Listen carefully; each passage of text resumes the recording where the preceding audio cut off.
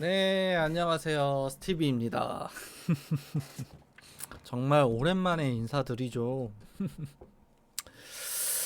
자, 자세한 안부 인사는 나중에 라이브를 통해서 찾아뵙고요. 자, 오늘은 여러분들이 이제 제가 방송을 하지 않은 지 좀 시간이 좀 지났죠. 그러는 동안 고용보험에 좀 많은 변화가 좀 있었어요. 그 변화 중에 하나가 바로 고용보험 가입 구분이 많이 늘어났다는 건데, 이게 늘어남에 따라서 그 늘어난 직종에 여러 근무를 하시는 분들도 많이 생겨났어요. 근데 그렇다 보니까 내가 한 가지 직종만 했던 근로자, 혹은 자영업자든, 혹은 노무제공자든 예술인이든 이렇게 한 가지 직종만 근무하시는 분들은 사실상 실업급여를 신청하는데 피보험 단위가 산출하는데 어려움은 없겠지만, 근데 내가 노무제공자도 하고 근로자도 하고 예술인도 한 경우엔 이러한 산출, 피보험 단위가 합산이나 이런 산출이 좀 어려우실 수 있어요. 그래서 오늘은 제가 지식인을 보다가 이런 질문을 좀 많이 받는데, 그래서 오늘은 여러분들한테 이런 질문에 대해서 조금 설명을 드릴까 합니다. 여기 보시면도 나와 있죠.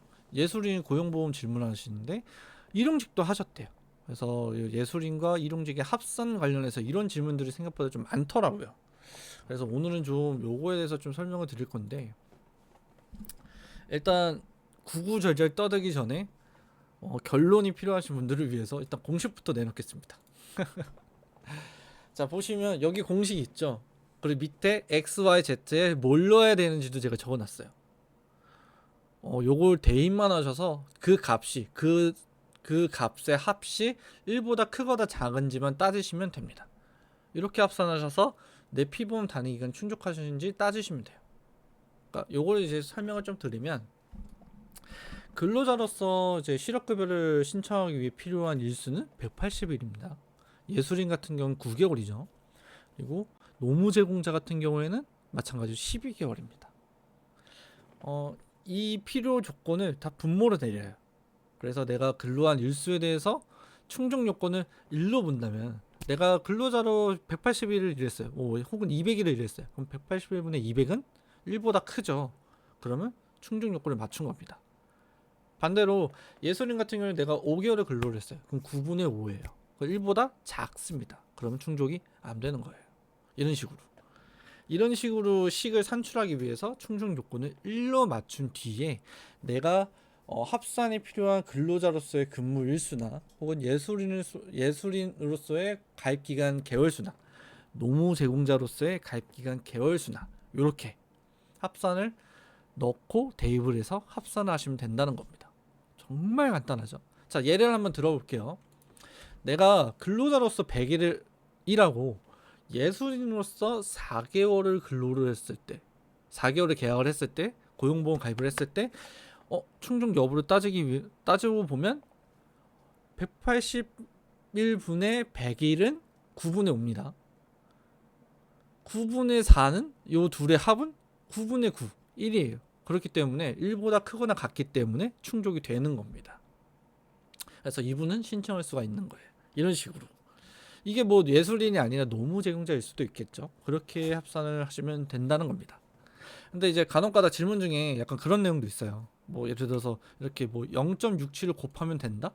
약간 이런 내용도 조금 있더라고요. 근데 이게 맞는 말이긴 합니다. 다만 노무제공자로서는 해당이 안 돼요. 이건 어디까지나 예술인인 경우에. 그러니까 0.67이 어떻게 나왔냐면, 그 근로자로서 180일이잖아요. 예술인으로서 9개월. 요걸 이제 일수로 따지면 예를 들어 약 270일 정도 되는데, 270일에다 0.67을 곱하면 약 180일이 나와요. 그렇기 때문에 0.67을 곱하면 된다. 그러면 근로자로서의 일수 산출과 똑같으니까 이거 그냥 합산하면 돼. 그러니까 예를 들어서 아까 같은 거는 9분의 4 같은 경우는 120일. 아까 같은 경우는 예술인을 4개월을 근로를 했다고 봤잖아요. 이 4개월을 일수로 바꿔서 거기다 0.67을 곱하는 겁니다.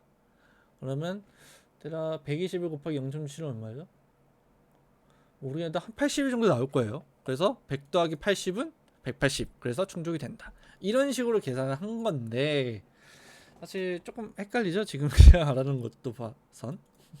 그래서 이렇게 0.67을 곱하시기보다 제가 앞서 알려드렸던 요 공식을 토대로 그냥 대입을 하세요. 181분의 뭐 며칠, 9개월분에 몇 개월, 뭐 12개월분에 뭐 몇 개월, 뭐 이런 식으로 대입을 해서 이렇게 합산을 하시는 게 사실상 계산하기가 조금 더 편하실 겁니다.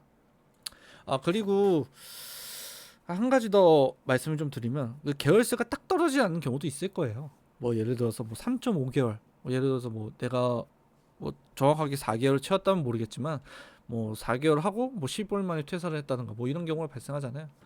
그런 경우에는 소수점으로 계산을 해서 편입을 하시면 되니까 그건 너무 걱정하지 마시고 편하게 하시면 됩니다. 그리고 한 가지 더 말씀을 좀 드리면 뭐 어찌됐든 그 이렇게 고용보험 가입 구분이 다른 형태로 해서 합산하고 신청을 하실 때 마지막 근로지가 예술인이나 노무 제공자일 경우에는 최소 가입 개월수라는 게 있어요. 그 자격을 얻기 위해서 최소 이 정도는 해야 된다. 그러니까 예를 들어서 예를 드는 게 아니라 우리 근로자로 이제 상용 근로자로 일을 하다가 자진 퇴사를 했을 때 만약에 일용 근로를 하고 신청을 하고 싶으면 90일이라는 최소 단위가 필요했잖아요. 이것과 마찬가지로 노무 제공자와 예술인도 필요하다는 겁니다. 물론 이직 사유와는 상관없이 그냥 그 자격을 얻기 위해서 필요한 최소 개월수예요. 저는 최소 3개월을 해야 되니까 만약에 내가 짧게 하고 신청하고 싶어도 그건 좀 불가능하다는 점, 그 점만 조금 알고 신청을 하시면 좋을 것 같아요. 오늘은 요 간단한 좀 양식, 그 공식을 좀 알려드리고 싶어서 이렇게 영상으로 좀 남겼고요. 이게 좀 시간이 좀 지나다 보니까 예전에 만들었던 영상이 지금도 통용됨에도 불구하고 그 영상에 대한 좀 신뢰성이 좀 많이 떨어지셨나 봐요. 왜냐면 4년, 5년 전에 만든 거다 보니까. 그래서 최근에 다시 한번 정리를 좀 해서 요즘에 많이 나오는 질문들로 이렇게 좀 녹음을 해서 답변을 좀 드릴 예정이고, 그리고 상황 봐서는 다시 한번 또 라이브로 찾아뵐 예정이니까 주변에 도움이 필요한 분들이 좀 계시면 알려주셔서 이렇게 도움 받아가시길 조금 말씀 좀 잘 부탁드리겠습니다. 정말 오랜만에 외쳐보네요. 마지막 인사. 자, 오늘의 잡소는 여기서 마치고요. 다음 시간에도 조금 더 유익한 내용으로 찾아뵙도록 하겠습니다. 질문 있으시면 언제든지 아무 영상에 새 댓글로 남겨주세요. 그러면 다음 시간에 또 만날게요. 안녕.